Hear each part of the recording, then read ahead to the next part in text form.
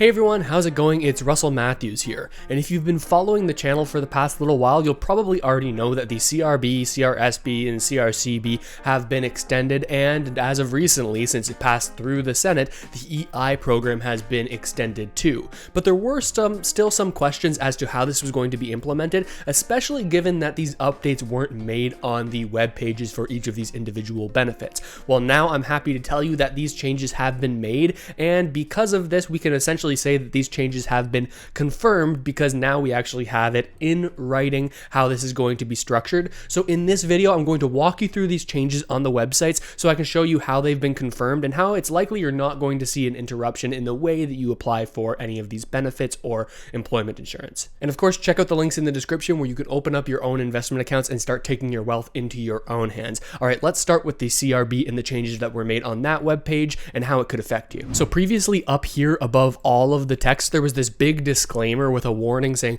hey, we are planning, there was this proposed extension for the CRB. Now this was confusing for a lot of people because the employment minister, Carla Qualtrough, came out and said, hey, we're going to extend this, there's no problem with that, we can do it via regulation. So it was confusing that there was this warning here that said, hey, this may or may not be coming. But as of now, we can actually see here that they've made these changes, right? They've made the changes as to how many periods you can apply for within the CRB. Before this was only 13 eligibility periods, and now this has been bumped up to 19 eligibility periods or 38 weeks. Now remember, if you're somebody who's been applying since the beginning of this program back at the start of October, instead of having the deadline or the end date based on this amount of periods being the end of March, now it's sort of been pushed down the road a little bit to the end of June. And they've sort of started to start a precedent in terms of extending these, and we've seen how easy it is for them to do. So it could be likely that they may extend this past June all the way until the end of the program, at least how it's written in legislation, push this all the way until the end of September.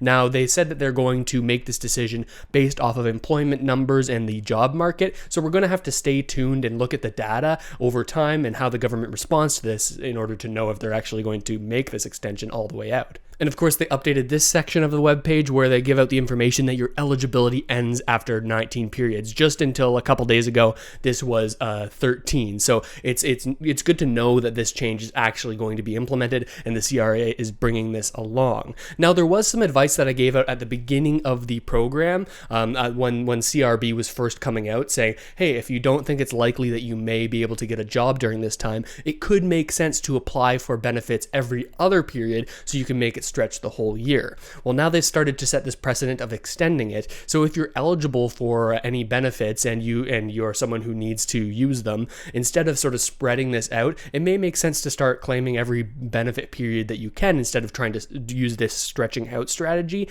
that because you don't know if they're going to actually extend this amount of periods, so that maybe you would end up with more periods available to you by the time we reach that September deadline. So you would have missed out on a little bit of benefit money, again, if you're eligible for this, right? So that's something to consider. Now, as for the CRCB or the Canada Recovery Caregiving Benefit, this has been extended in the exact same way. The only difference is that you apply for this on a weekly basis. So the extension isn't from 13 periods up to 19 periods. It's from 26 periods because it's weekly up to 38 periods. And you can see that they've updated that text down here saying that if your situation continues past 1 week, you'll need to apply again, and each household may apply for a total of 38 weeks between September 27th, 2020 and September 25th, 2021. Remember, that's how the bill was written. It can only be that long. So if they're going to make any other future programs, they're going to have to do this from scratch, because as of right now, unless they made some major amendments to the bill,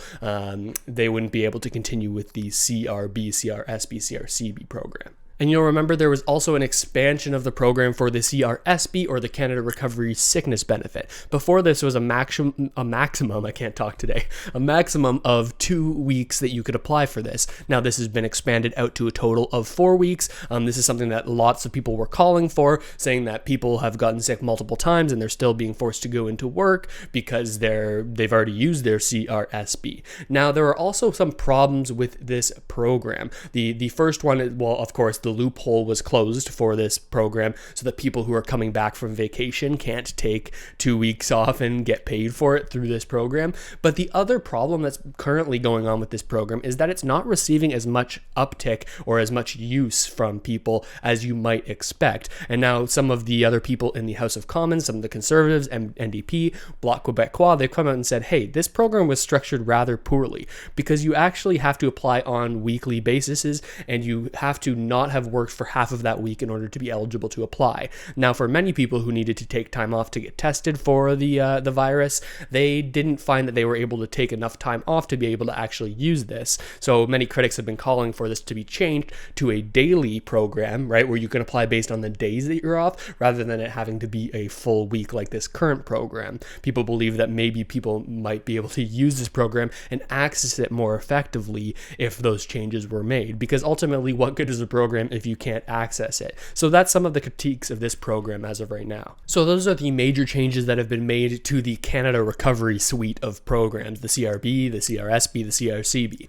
Now we're going to take a closer look at the implemented language on the webpage for the employment insurance program. And there was a little bit of confusion around this program and how exactly this extension from around 24 weeks up to 50 weeks was actually going to take place and how you determine if you're eligible or not for that. Of course, my advice is always to take a look at your Service Canada account, and it should be updated soon with that new information for you. But I'm going to try to clear things up a little bit here as to how many weeks, how many employment insurance payments you would be eligible for based on your insurable hours. Let's go take a look at this. So these are all of the changes that they've made to the employment insurance program since the beginning of the pandemic in order to make it easy for people to access this, or at least a lot easier. Remember, the biggest thing is that they were going to sort of give you a one-time credit of 300 insured hours if you're applying for regular benefits, and that would make it so you would only need 120 insured hours to be eligible for this program to meet that minimum threshold. But of course, the largest changes that came with the passing of this new EI extension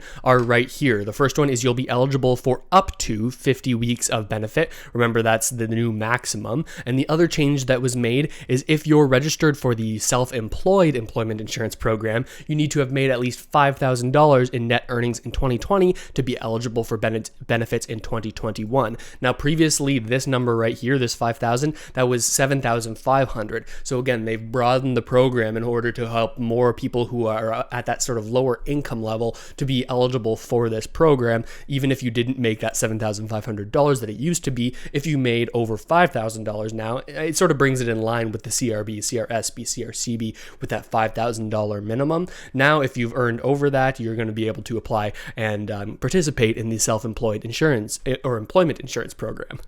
And this is where I want to clear up some confusion. I think this chart is going to be very helpful, and if you haven't already taken a look at it, there's going to be a link in the description where you can look at this chart yourself. But this is how they determine how many weeks of employment insurance you're eligible for, and it's largely based on two things in typical times, right? Is the number of hours of insurable employment, how many insured hours you worked sort of paying into this program, and also your regional unemployment rate. So depending on your individual town and your area's unemployment rate, you could be eligible for more or less weeks. Now, since the beginning of COVID, they sort of changed these rules a little bit. They were, for one, giving you a credit of 300 insurable hours on top of the insurable hours you worked. So that would boost you up a little bit to make you eligible for a longer period of time. And also they've said, hey, you know what? We're not going to look at this regional unemployment rate on a case-by-case basis. We're just going to assume that all the way across Canada, we're going to look at it as if everybody has a 13.1% rate in their area.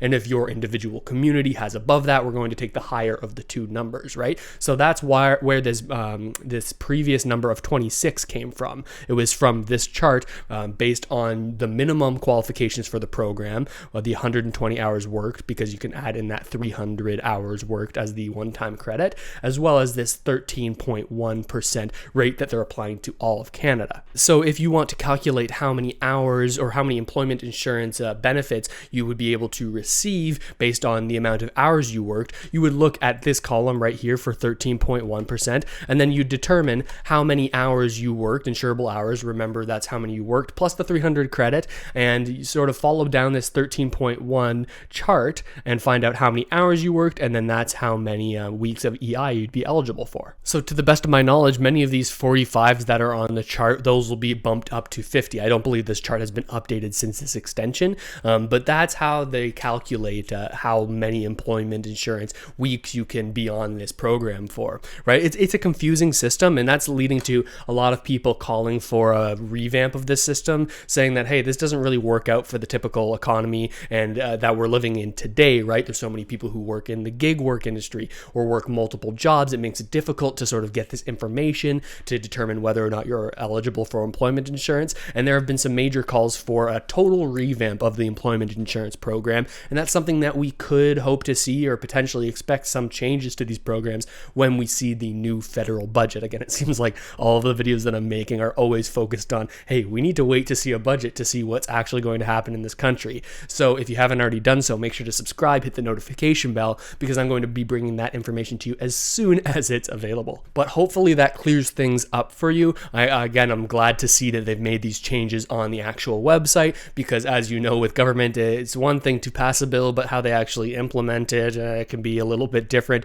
and you don't really know how it's going to work out. But now that it's on the website, we can say with a higher degree of certainty that there shouldn't be any major problems with the distribution of these benefits since the extensions happened. And be sure to let me know what you think about all this. Leave a comment. I read all of my comments and I reply to as many as I possibly can. And make sure to check out the links in the description where you can open up your own investment accounts. I think it's so important these days. You can never count on anybody but yourself for your future wealth. So I think it's important to start thinking about that sort of stuff. And with all of that said, thank you so much for watching, everybody. I really hope this video helped you out at least a little bit, and I'll see you next time.